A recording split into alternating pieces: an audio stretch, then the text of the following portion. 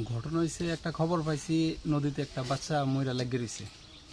আইসি আমরা দেখাইছি গিয়া, কিন্তু এটা মেয়ে না ছেলে বোঝা যাইতেছে না। মানে ফুললা প্লাস্টিকের মতো হয়ে রয়েছে, চামড়া টামড়া নাই, কিছু নাই। বাকি আপনারা পুলিশ এলে গিয়া দেখে কি ব্যাপারটা, মেয়ে না ছেলে। কোন এলাকা এটা? এটা ইচারবি, তেলিয়ামরা ইচারবি। এটা কি মনে করতেছেন? এটা কি মানে অন্য কিছু, মানে অনেকের মানে পাপের ফল হিসেবে এরকম ফলাই রাখছে, এরকম কিছু হতে পারে? না, এমন হইতে পারে না।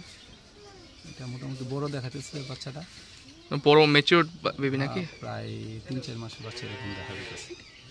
ফুলটা বড় হচ্ছে, প্রায় 1 বছর বোঝা যাইতেছে, বছর খানেক হইতে পারে, এরকম বোঝা যাইতেছে। বাচ্চা কোন জায়গা এটা, এলাকাটা? ইচারবিল এলাকা। কি মনে করতেছেন, কেমনে আইসে মনে করতেছেন এটা হইতে পারে?